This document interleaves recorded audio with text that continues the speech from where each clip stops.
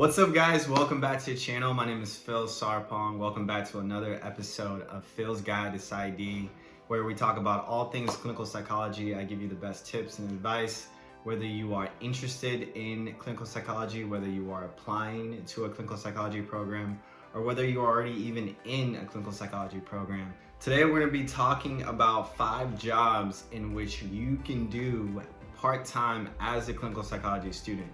Now, if you are already in a program, you already know that things can get pretty hectic in your schedule as a clinical psychology student, all right? There's classes, there's tests and exams and research and dissertation and practicum and all these different things. And if you're not aware, so for PSY.D students, most PSY.D programs actually do not give you a stipend. I would say over 50% of my cohort actually does work part-time, and they do a number of different jobs.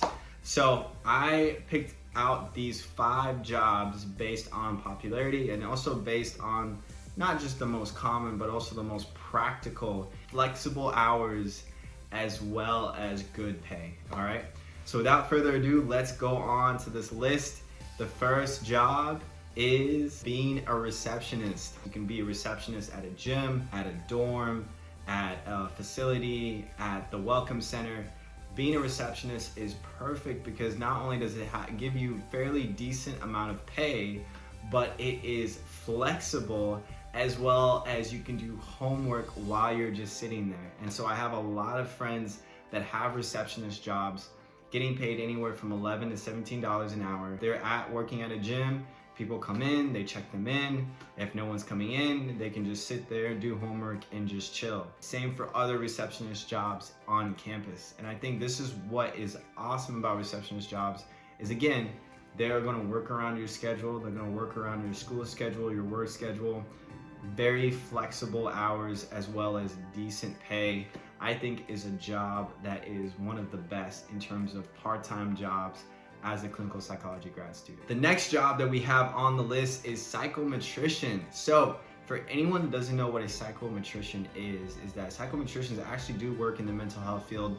They work with clinical psychologists, they work with psychiatrists. They're basically the test givers. And so if you have a faculty member that is doing research, or even you yourself that you're working on a dissertation, you're gonna have people that are working alongside a project, giving out the test, analyzing the data, evaluating the results. All these different things is what a psychometrician basically does.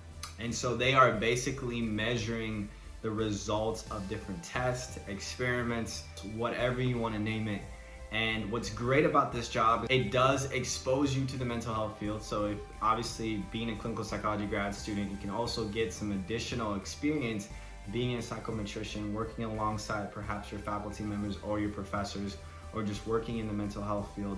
These are also great jobs in terms of pay. They usually pay anywhere from $17 to $20 an hour. And again, they will also work around your schedule, especially if they know that you are a clinical psychology graduate student. The third job, which might be my most favorite out of this list, are behavioral health associates. And so what a behavioral health associate is basically they can work in a number of different places, whether it's mental health counselors or hospitals or even in school counseling centers.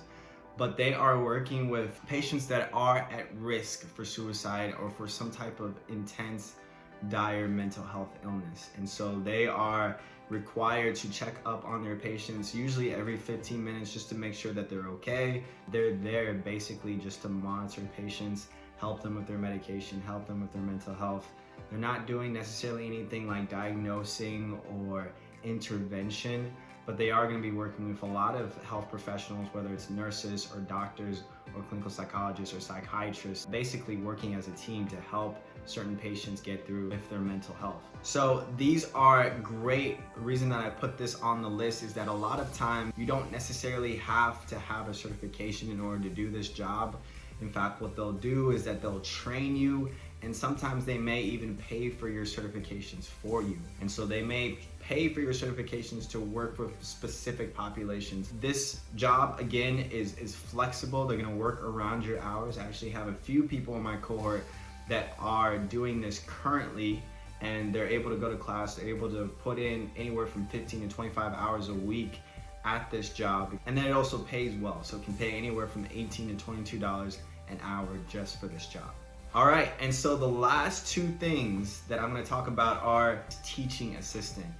But if you want to be a teaching assistant after your first year, now that you're in your second year, you can go back to some of the classes that you've taken in your first year, apply for a teaching assistant position, and now that you've already taken that class, you can help other incoming students with that class. And so they do a lot of grading, they do a lot of help. They're basically the professor's right-hand man or woman. These jobs are great, again, because they're going to be flexible around the student's schedule.